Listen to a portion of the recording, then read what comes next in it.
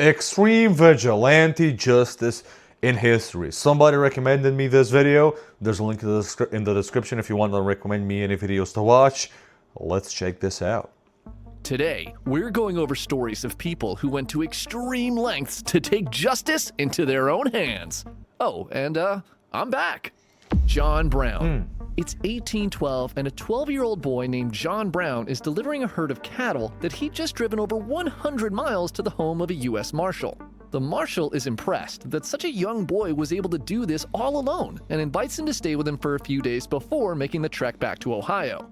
John is always sus. tired from the journey, and the Marshal seems friendly, so he agrees, and together they enter his home. Inside, John sees a boy around his age dressed in ragged clothing. He excitedly rushes over to introduce himself, and the boy, though child slave labor. at first, eventually warms up, and the two begin to play together. This boy was smart, kind, and gives John some things that he'd made as gifts.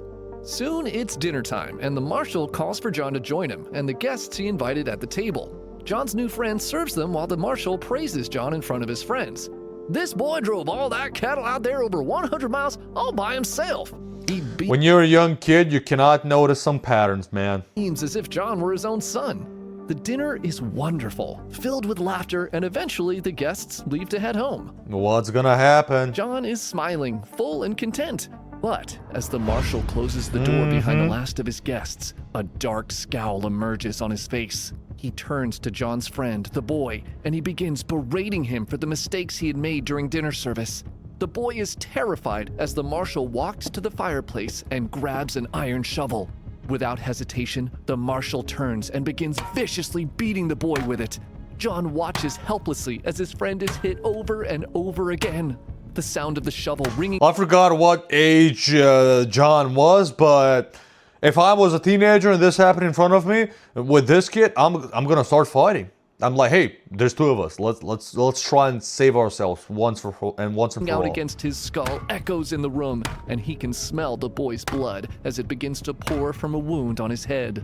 In that moment, the cruelty of the world his parents had warned him about becomes crystal clear. The Browns were Calvinists, and they had told John that slavery was an abomination against God. Though he'd heard those words countless times, this night was the first time he had seen its horrors with his own two eyes. So I was right. John Brown silently decides there is no greater evil in the world than slavery, and that he'll wage I agree. An eternal war to end it. The 1800s in America were a very uneasy period, to say the least. Fun fact, the word slavery comes from the English word slave comes from the word Slav. Slavic people, I'm Slavic, the biggest ethno-linguistic group in Europe, we used to be enslaved for much longer, even before the African slave trade, by Muslims, by Christians, by all of this, like even up to what am I trying to say? Even like 50 to 100 years ago, even there was cases like this in the part of the world that I live in, the Balkans, with yeah, you can research that. I'm not going to get into it that much. Tensions between the northern free states and southern slave states were rapidly escalating, and his not fun fact, but tragic fact. An abolitionist had begun helping escaped southern slaves by sheltering them as they made their way through the Underground Railroad. Because of this upbringing, John had learned to treat every person of color with dignity and respect. And so everywhere he went, he was quick to befriend freed. What do you mean every person of color? Just treat every living being with respect. Just because they're a living human or animal, just treat them with respect up until they do something criminal and insane. That's my rule. And Native Americans. At the age of 16, he set out to make it on his own as a man. He moved from city to city, trying his hand at various businesses, all of which seemed to fail eventually. He popped out 20 kids between 2 wives, and perhaps most importantly to him, he did whatever he could to help slaves escape to a better life in the North. What about the kids? What's happening with his kids? 1829, Brown was operating a secret safe house for the Underground Railroad in Pennsylvania. One day, some neighboring white families came over and asked for his help in driving out some Native Americans from their lands. Disgusted by the request, he answered back, "I would sooner take up my gun and help drive you out of the country."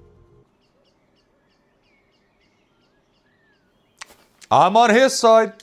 But as much as John Brown hated racism, half of the country felt exactly the opposite way.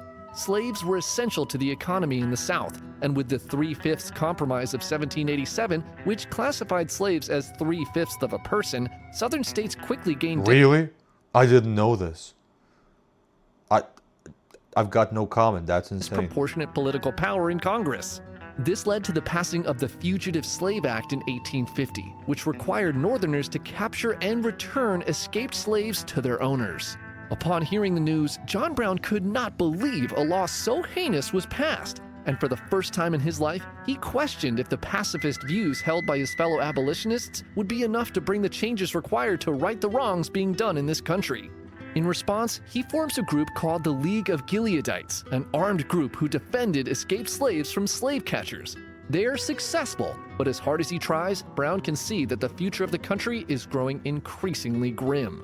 In 1854, Congress passes the Kansas-Nebraska Act, which left the decision on whether those territories join the Union as a free state or a slave state up to a popular vote. Immediately, pro- and anti-slavery settlers rushed to Kansas to try to sway the voting in their favor, and amongst the anti-slavery settlers were 5 of John Brown's sons. More pro-slavery settlers pour in from Missouri and begin terrorizing anti-slavery settlements, and Brown's sons write to him asking him to come to Kansas to help the cause. Initially, he refuses, but by October of 1855, John cannot turn a blind eye to the possibility of another slave state joining the Union, and so he loads up a wagon of rifles, pistols, and swords and heads west to help his sons. Kansas was primed as a political powder keg ready to explode, and though he did not know it at the time, John Brown would be the one to light the match. On May 21st of 1856, a pro-slavery group sacked the anti-slavery city of Lawrence, Kansas, and the following day, pro-slavery Representative Preston Brooks savagely beat Senator Charles Sumner with a cane on the Senate floor after he'd given an anti-slavery speech. The 1-2 combo of the sacking of Lawrence and the caning of Sumner breaks something inside of the 55-year-old John Brown. His whole life, he had hoped the South would eventually see that slavery was morally wrong. But now he realizes this was nothing but a fool's dream. The so-called abolitionists in the North were all cowards. They do nothing but talk. Slavery must end by any means necessary. Hey, this is just telling me that you always have this great idea of what is supposed to be done, what's not supposed to be done, and what's better or not. But then why don't you put yourself in this person's position? Whatever you're saying that it's better for society or normal or whatever, why don't you go and be the slave? See how it is. Why don't you go and work these many jobs in modern terms and see how it is? You're calling Gen Z lazy? Try to work X amount of these jobs the Gen Z is trying to get and probably failing, but get those jobs and try and live off of that, just that money, not of your savings, not your all of that stuff, nothing, with rent, with everything, and then see who you're gonna blame. Yeah. If no one else will do it, then he will deliver God's judgment himself. And so, on the night of May 24th... I hate this over obsession with God. This is a societal issue. Stop using God related to this. I'm not religious, but I find this dumb. 1856, John brings a group made Yes, up of based on Christianity, this should be, and it is evil. Yes, I agree with that. his sons and fellow abolitionists. But to these the were home of Christians. Pro-slavery settler James P. Doyle, and demands that he and his sons come out. Doyle and 2 of his adult children nervously comply, and they are led 100 yards into the darkness. The group of men walk silently in the light of the moon until Brown's 2 sons turn towards the Doyles and draw broadswords. Cold and emotionless, they raise their weapons and begin hacking their hostages to pieces. Holy shit. Screams fill the night air as John Brown draws his pistol and fires a round point blank into James Doyle's forehead, finishing him off. The Brown party traveled to 2 more houses that night and executed 2 more pro-slavery settlers. This guy created a family of anti-slavery warriors. Brown God damn. was now a murderer, machines. and this event, known as the Potawatomi Massacre, kicked off a state-level civil war. Never heard that of would it, be but called I need to get more into U.S. history. This is interesting. This is so much in fun. Kansas. John Brown quickly becomes... I mean, not all of it is fun. I mean, learning is fun. History is not positive. public enemy number 1 amongst the pro-slavery settlers in the territory, and warrants are put out for his capture, dead or alive. But Brown does not back down, and he leads his anti-slavery militia in multiple battles across Kansas against pro-slavery forces, becoming a highly polarizing national figure. By the end of the year, the anti-slavery settlers in Kansas seemed to have turned the tide, and it was looking like Kansas would eventually join the Union as a free state. Hell yeah. Kansas had not been easy for John as he lost one of his sons in the violence, and with the increasing bounties being put on his head, he decides to leave the area as a wanted man. By his exit from Kansas, his deeds had turned him into a household name. Many in the North called him a hero fighting for justice, while in the South, he was branded as a deranged lunatic. Of But course. what John Brown planned to do next would make So this is why I've heard so much about. I haven't heard about his story, but I've heard about John Brown a lot in the last, since I was born, but specifically in the last 5 years, since I started, consuming way more American political media and stuff, and I've heard previous events appear small in comparison, and it would change the course of American history forever. In August of 1859, John meets his longtime friend, escaped slave and activist Frederick Douglass, in an abandoned stone quarry in Pennsylvania. Now a wanted man, the meeting is done in secrecy with just a few in attendance. After exchanging pleasantries, Brown tells his old friend about a plan he'd been working on for years. Inspired by the story of Moses, who led the slaves out of Egypt in the Bible, and the tales of Spartacus, a slave who had led a slave rebellion against the mighty Roman Empire, Brown believed deep in his heart that the slaves in the United States, if provided the opportunity and proper means, would rise up against their oppressors and take their freedom for themselves. Douglas cannot believe what he's hearing, as Brown continues to share his plan to raid the federal armory at Harper's Ferry, Virginia, and incite an insurrection of slaves against their owners. Douglas desperately pleads with his friend not to do this. Attacking a federal building would be a suicide mission. But Brown pushes back, saying that he's now realized his purpose. He is an instrument of God, and this act would serve as notice to all slaves in America that their friends had come. As they part ways, Brown turns to his friend and tries one last time. "Come with me, Douglas. I will defend you with my life." Douglas shakes his head. But an escaped slave who had accompanied him to the meeting is moved by Brown's words and agrees to join him on his mission. Frederick Douglass smiles weakly at his dear friends, shakes their hands, and says goodbye. And so, in the dark of the night on October 16, 1859, John Brown and 18 of the 22 men he had brought with him sneak into Harper's Ferry and cut the telegraph lines into the town. They quickly seize the federal arsenal and take the commanding officer, Lewis Washington, George Washington's great-grandnephew, hostage. Everything is going exactly to plan. The arsenal contained over 100,000 rifles and muskets, more than enough to fuel any slave uprising. Now all they had to do was wait for them to come and join them. But instead of reaching the slaves he had hoped for, word of Brown's capture of the arsenal spreads much more quickly to militias in nearby towns, who all race to Harper's Ferry. By the following day, Brown's raiders find themselves surrounded. He had waited too long for an army of slaves I am amazed how people in the West used to fight for slavery to remain. This is fucking insane compared to how we are in the West right now. It is. When we as in Europe and North America, this is fucking insane. Yeah. Never showed up, and now he was trapped. Firefights break out, and Brown's raiders flee into the nearby fire engine house with their hostages. By nightfall, President Buchanan orders a detachment of U.S. Marines to Harper's Ferry and commands Army Colonel Robert E. Lee to lead them to retake the armory. On October 17th, after a failed negotiation, Colonel Lee orders the Marines to storm the fire engine house. Within minutes, John Brown was wounded and captured, and 8 of his men, including his sons, were dead. Come on. There has to be some kind of a turnover. From the other hill, now all of a sudden, a group formed by former slaves and other people that are anti-slavery come and destroy all of these goons. Something like this is gonna happen, right? Brown is charged with treason against the Commonwealth of Virginia, murder, and inciting an insurrection. His case is expedited through the courts, and he's found guilty on all charges. When asked if he had anything to say, John Brown rises from his seat and eloquently begins a speech, denying any wrongdoing and saying that if his same actions had benefited the rich instead of the enslaved, he would have been rewarded. Based. You know what the problem is?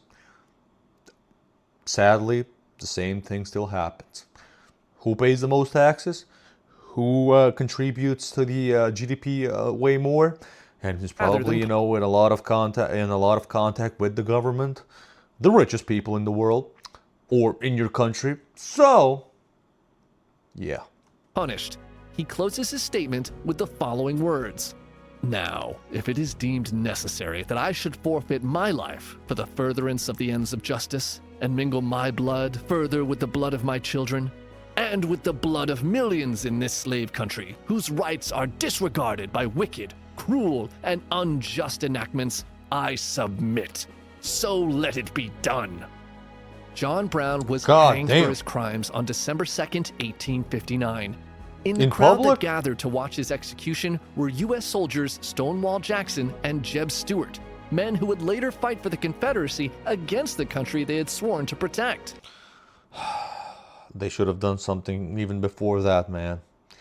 See, something horrible has to happen to somebody who's trying to change the world for the better, or the country for the better, before more people realize and start doing exactly what he wanted everybody to do. That's how, sadly, shit goes down in real life. Also watching from afar is John Wilkes Booth, the man who would later assassinate President Abraham Lincoln. John Brown makes no speech that day, but instead hands a small note he had written on a scrap piece of paper to his jailer as he walks up to the galley. I, John Brown, am now quite certain that the crimes of this guilty land will never be purged away, but with blood. I had, as I now think, vainly flattered myself that without very much bloodshed, it might be done. And John Brown was prophetically right. His raid on Harper's Ferry equally stirred the hearts of abolitionists to the north and terrified slave owners in the south who Yep, as I said, someone has to start, and that someone is going to suffer a horrible death. And then more people are going to wake up because of that. That's how it always goes. Secession from the United States. In just over a year, the American Civil War began, and 750,000 Americans will die in the war to end slavery. As they marched throughout the country, Union soldiers began singing a song they called John Brown's Body. Imagine if the South won. Yeah, I don't want to think about that. Probably till now there would be more wars, and more of the West would, if more of the West would have become anti-slavery and abolished slavery before all of the U.S. and if the Southern U.S. actually won, there would probably be conflicts and wars between Europe and the rest of the world and the U.S. Or probably more inner wars in the U.S. to abolish this. Luckily, that's not happening. Call. What began as a joke with crude lyrics evolved into a song detailing the life of a man who had given everything he had to end what he considered the greatest sin of his nation. This song was eventually rewritten into the It's insane how this was accepted by Christianity before. Was it? Or were just Christians ignoring it and just saying, yeah, this is a societal thingy. It's not, Christianity doesn't care. And now all of a sudden it's anti-Christian. Of the Republic, or as it is more commonly known, Glory, Glory, Hallelujah. Gary Plauché. Doesn't the Old Testament say something about slavery? If somebody wrongs you and he has to or she has to repay you double, and if they don't, they have to be enslaved for you and try to repay you that way. It's something like that in the Old Testament. Maybe I'm wrong. And Gary Plauché is driving his 10-year-old son Jody to karate practice. Jody's been trained. Gary Plauché. It's 1983 in Baton Rouge, Louisiana, and Gary Plauché is driving his 10-year-old son Jody to karate practice. Jody's been training under his 24-year-old instructor, Jeffrey Doucette, and Gary is proud of how much his son's improved. But at the same time, Gary feels bad for the guy. See, Jeff seems like a good guy, but he's struggling financially, so much so that it's pretty obvious he's been living at his karate dojo. So, wanting to help him out, Gary starts inviting Jeff over for dinner and occasionally lets him stay the night. Over the next few months, Jeff becomes a close family friend. To Jody, it was awesome having a cool older friend around so often. The two start spending a lot of time together, going to movies. I mean, this is nice and people like this are rare, but when this happens, I'm always like, what's the catch? What's gonna happen? I don't think this guy has, you know, the best intentions. And traveling to different cities for Or karate that's just tournaments. me being negative. And to Gary, it was great that his son had a positive role model that he could trust to keep Jeff safe. Hell yeah. But that trust was about to be broken in. If a little kid and an adult in his 20s were doing this, yeah, no, I'm dividing them. I don't want it. I don't want my kid to see this guy ever again. The most What the horrific fuck is this? way imaginable. On February 14th, 1984, Jeff asks Gary's wife if he can borrow her car to visit his uncle and if Jody can come along for the ride. She doesn't see anything wrong with this, so she hands over the keys and tells them to have fun. You should have called the dad. Call the dad. Never just ask and just give him. No, call the car owner. A few hours later, Jeff calls and says they decided to stay the night at his uncle's place and will be back the next day. But when the next day comes and goes with no sign of Jeff or Jody, Gary and his wife start to worry. That's why don't trust anybody that much, people. Nobody. Trust me. That something terrible may have happened. That was, I just said trust me. You know what I mean. They contact the police, who begin searching for the boy and his instructor. But despite their efforts, there's still no trace of either of them. Hours turn into days, and Gary's worry slowly turns into dread that the worst has happened. The police soon launch a countrywide search to bring Jody back home. And all the while, Gary can't stop imagining all the horrible things that may have happened to his son. 2 weeks pass with no signs of Jody or Jeff, and the terrifying possibility that he may never see his son again begins to. This is the type of shit that makes me not be able to go to sleep at night. This is why I don't want to have kids, man. This is why I'm even scared of having a pet or a girlfriend. Actually, that didn't make sense. I'm always scared to lose very loved ones, and I'm very hard to get attached. And I've never felt in love, and maybe this is one of those problems. Maybe this is one. Maybe I need to have a little bit more trust in myself and society, but I just don't. I just think something like this might happen. Very real to Gary. But on February 29th, Gary's wife receives a collect call from a motel in Anaheim, California. When she picks up the phone, she hears Jody's voice on the other end. Thank God, he's alive! The police quickly trace the call and pinpoint Jody's exact location. 30 minutes later, Anaheim police storm into the Samoa Hotel, where they find Jody with Jeff in one of the rooms. They immediately arrest Jeff and take him into custody. What were they doing? As the officers question him, it turns out that after visiting his uncle, Jeff drove all the way to California and took Jody to see things like Hollywood and Disneyland while keeping him locked away in a motel at night. The very next day, the police take Jody back home to Louisiana.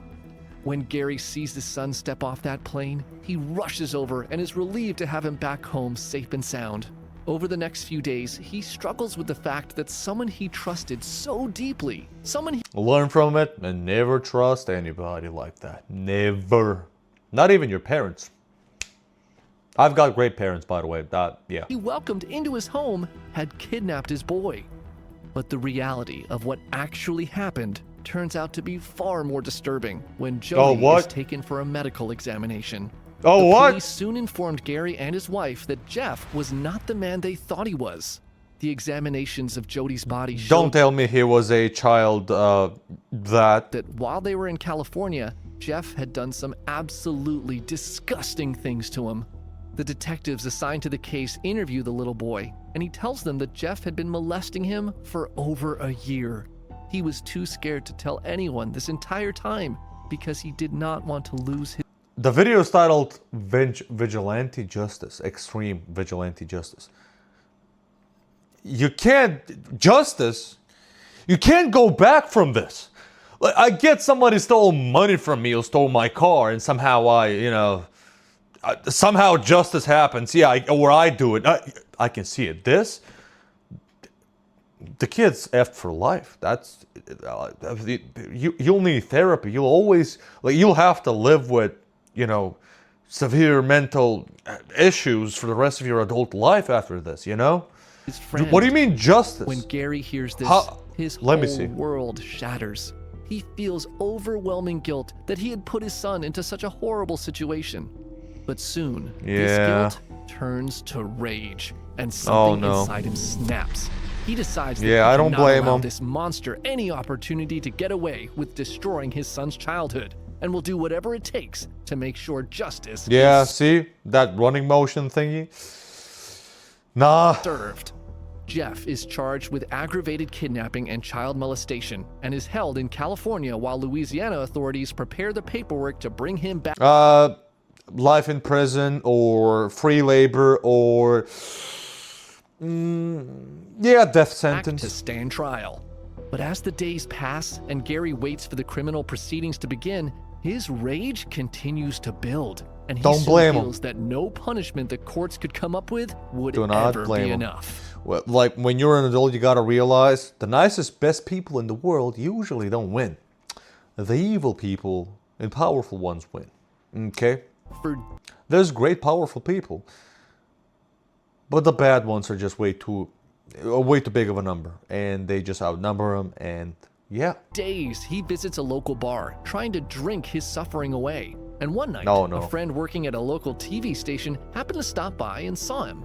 After making pleasantries, his friend casually mentions that his newsroom had heard that Jeff Doucette will be flown back to Louisiana on March 16th on American Airlines Flight 595. Upon hearing those words, Gary's eyes widen. He's He gonna now go and knew murder him? exactly what he needed to do. On March Yep. 16th, Gary walks into Baton Rouge Airport disguised with a hat and sunglasses. He stands at a row of payphones in the main corridor and calls his best friend. As news Nobody's dressed like this inside and doesn't look sus. crews arrive to film the return of Jeffrey Doucette, Gary keeps his head turned away from the cameras. Around 9:30 p.m., the police escort Jeff through the airport towards the main corridor. As they near the row of payphones, Gary tells his friend, who is still on the line, "You're about to hear a shot," and drops Oh, the no. receiver. In one fluid motion, he draws a revolver from his pocket, turns and fires a single bullet straight into Jeff's head as he's walking God by. damn. It's like he Police are practiced. shocked as they watch the man they were just I've got some moral dilemma with this. Now, somebody doing evil to you isn't always justified in law, and in the US and Europe, for you to return, with some evil back. Now, I don't blame him. I get him. I don't condone it, but I understand it. If I was, hopefully never, in that kind of a situation, I just make sure this monster ends up in jail for like the rest of his life, or gets free. Even better, like death sentence isn't even that evil.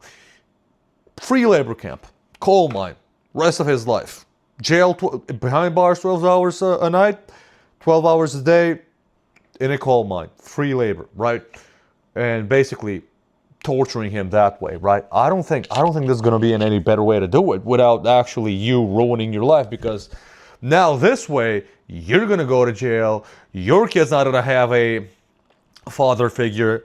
I understand this, but at the same time, my moral dilemma brain is, exploding right now, because yeah, justice, but your kid's now is gonna be in an even worse position, because that kid needs you way more in this situation, and now you will be removed from society for doing this. Hopefully not for that long, but murder is murder, and this is intentional murder, which is usually sentenced with probably way more than 10 years. Okay, but like you will miss out on most of that kid's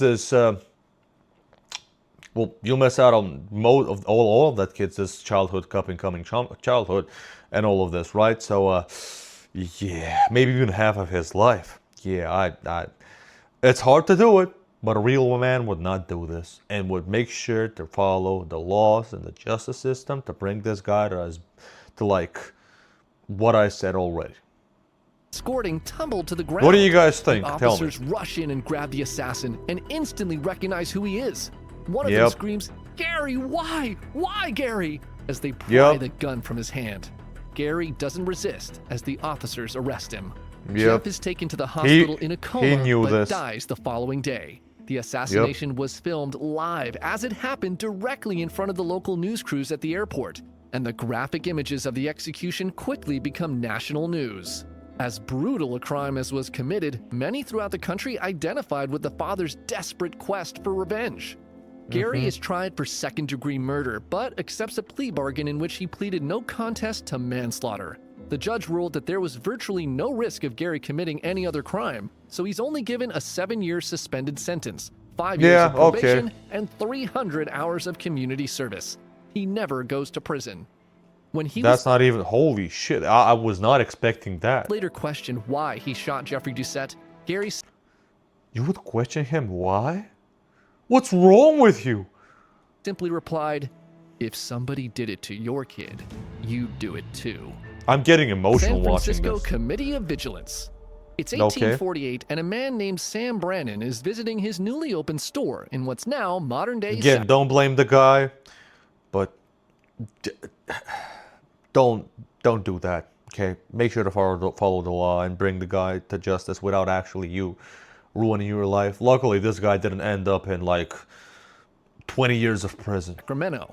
Just a few years earlier, Brannon, a Latter-day Saint, had fled religious persecution on the East Coast and ended up in Of course. California in a tiny port town that's now known as San Francisco. In his short time on the West Coast, he had started a newspaper, a flour mill, and now had just opened his first general store. Wait, he went to the West Coast by boat, so he went all around America?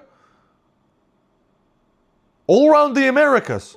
Things are going pretty good for this Maybe the animation is showing it in the wrong way. Maybe he just went there by land. young entrepreneur, but little did he know that his life would soon be changed forever as a few Yeah? rough-looking men entered his store looking to purchase some supplies. These men had come from Sutter's Mill up in Coloma. They pick out a few goods and bring them up to the counter to purchase. Brandon tells them what they owe, and instead of handing over coins, one of the men opens a leather pouch and pours a pile of gold dust onto a scale. Brandon can't believe his eyes. Who has so much gold that they can pay for things like this? So Is it fake? he makes a trip to Coloma to investigate what's going on at Sutter's Mill. He speaks okay. to some of the workers there and finds out that they found gold in the American River. Tons of it. The men tell him there's so much gold here that all the people in California working together couldn't take it out in 50 years. This is Instantly, California, the dollar California signs gold flash in rush? Brandon's eyes. But instead of brainlessly jumping into the river to find gold himself, He started selling shovels. he crafts what is perhaps the greatest marketing stunt That? in American history. Oh no? Brandon returns to San Francisco and quickly begins purchasing every single pickaxe, shovel, and gold pan he can find in the area. He Nice. ships them all to his store in Sacramento and tells his employees to price these items at extreme markups. No, He then of puts course. the gold dust he had received as payment into a Not that different compared to today. glass bottle and steps out onto the streets of San Francisco. He holds up the bottle and loudly shouts, "Gold! Gold on the American River!" And the townspeople near him all stop their daily routines and turn to look. He holds out the This is the exact same as today's modern online course cameras promising you millions of dollars and hot girls, chicks, models, and Lamborghinis, but you gotta buy this $999 course of mine. bottle, and as it The sparkles exact in the same sun, thing. he continues to shout his message over and over Just again. the 19th century version. Gold on the American River! Brannon's plan works, and the news spreads through the town like wildfire. In a very short amount of time, nearly 75% of the men in San Francisco raced east to try to strike it rich. On their way to Coloma, they all stop at the only store with tools along the way, Brannon's Nice. General Store in Sacramento. In the first 9 weeks of the gold rush, Brannon makes $36,000, an equivalent of $1.4 million today, and he quickly becomes the richest In 3 weeks. Holy shit! This guy's family can still be. If they played their cards right and they got away with this, they could be billionaires today. man in California. If they played all of But their while business Brannon's cards right. marketing stunt worked out better than he could have ever imagined, Probably didn't it happen, led to though. some unintended consequences. News of gold in California spread throughout the world, and by 1850, San Francisco had exploded from a small port town of less than 1,000 people to a city of I wish my family back then went there and I wouldn't be here in the Balkans. over 25,000. The massive boom of fortune seekers I know brought San Francisco is horrible right now. I know a lot of Americans tell me that. unprecedented levels of crime and lawlessness, and the local government with its small police force just couldn't keep up. Gangs of thieves and murderers begin to roam the streets of San Francisco freely without any fear. The worst of these Yep. criminals are the Sydney Ducks, a ruthless gang of Sydney ex-cons from Ducks. Australia. They set fires to buildings to distract the police while they loot businesses, and anyone caught in their way often ended up dead. On the rare occasions the police Well, managed wasn't Australia just, Britain's, like, continental prison back then? So, yeah. to catch them, they just bribe corrupt officials and walk out of jail scot-free. On May 4th, 1851, a fire set by the Sydney Ducks burned down around 2,000 buildings, which was more than Insane. half the entire city and caused over $10 million in damages. Brandon watched that fire rip through $10 million dollars in today's money or back then's money? Because this guy said that 36,000 was like a few millions by today's money. the city, and he decides that enough is enough. On June 9th, 1851, he brings together a group of well-known citizens and businessmen. He tells Yeah. them that the police are worthless and that if they want the crime to stop in their town, they would need to take justice into their own hands. Everyone in attendance agrees, and so on that night, they form a committee of vigilance to take back their city from these criminals. Conveniently, this committee did not have to wait long to take action. The very next day, a member of the Sydney Ducks steals a safe from a merchant's office. The members of the newly formed vigilante group immediately track him down and hold a public trial. After finding him guilty, they hang him in front of a crowd of spectators. News of the trial and hanging quickly spreads through the city. Business owners who've had their shops looted and families who've lost loved ones to gang violence all realize they now have a way to fight back. And within weeks, the committee grows to over 700 members strong. Over the next 3 months, the committee hunts down every known criminal in San Francisco. They execute a total of 4 men and deport dozens more out of the city.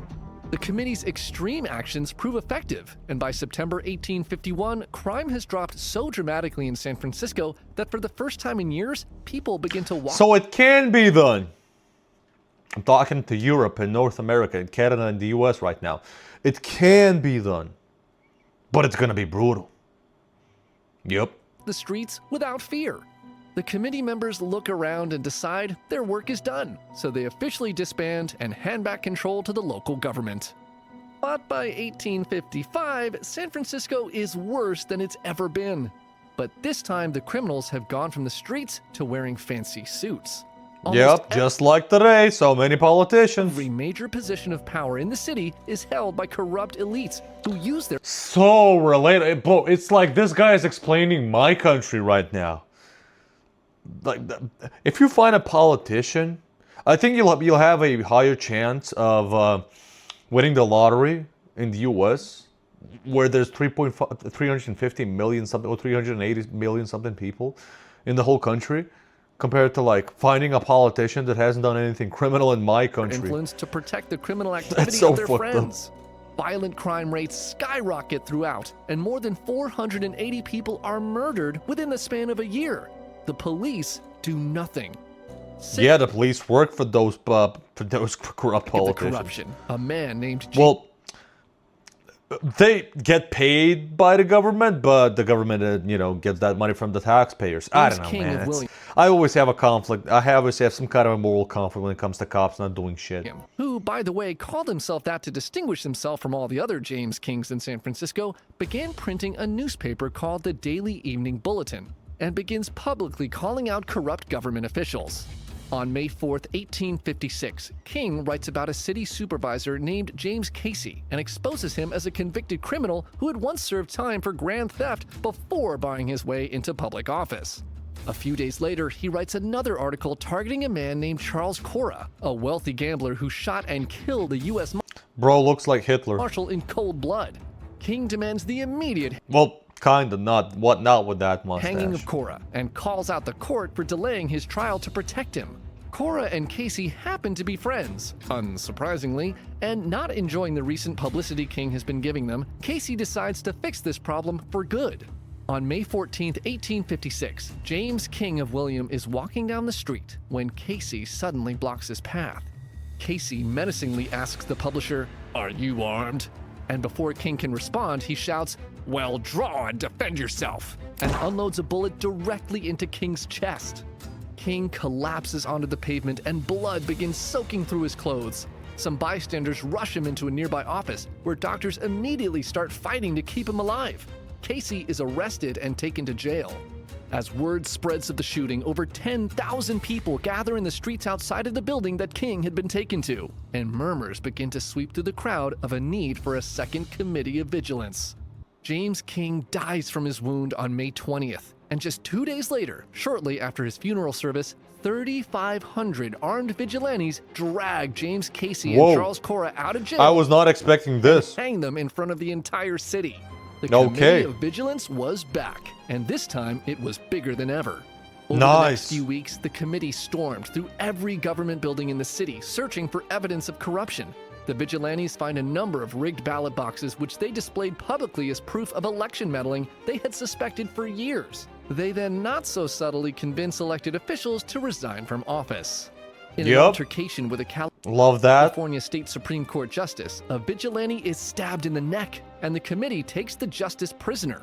This causes the federal government to call on a banker by the name of William Tecumseh Sherman to lead the local militia to stop the committee and their insurrection. But Sherman soon found out that most of the local militia wanted to fight for the Committee of Vigilance, not him. And so he quickly resigned, citing the whole fight as a lost cause. The committee's membership rapidly swelled, and within the span of a few months, they had hanged 4 men, deported dozens more, and had essentially taken over the corrupt local government, installing their own political party, which they called the People's Party. Communism, right? Usually when something says People's Party, it's something related to communism, right? Anyway, I support all of this when it comes to, you know, bringing down corrupt politicians and all of this. And hey, great.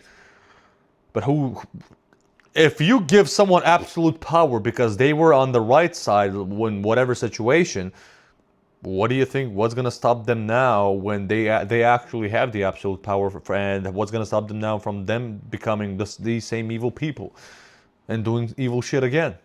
And corrupt. It's a never-ending circle, man. It's the heavy regulations to the most powerful people. That's what we need. 11th, 1856, having But who's going to regulate them when they're the most powerful? cleaned up the city once again, I don't know. the committee voted to disband for good. As a final act, 8,000 armed vigilantes dressed in uniform then paraded through the streets of San Francisco with cannons and floats as a grand Nice. farewell. The committee's People's Party continued to manage the city until 1867. Oh, and if you're Okay. wondering what happened to Sam Brannan, the first millionaire of California who started the gold Yeah. rush, he was excommunicated by the Mormon Church for his participation in the first committee, and later his wife divorced him and left him penniless. Really, Oh, that's could it? really- I was expecting something way more. Hey, man, it is what it is. Tell me what you guys think in the comments. Some interesting shit. This last one wasn't that interesting to me, but the first 2 ones were. Yeah, especially the first one. I freaking love that. I need to watch more of these kinds of more historical US videos. What do you guys think? Tell me in the comments. Have a nice day.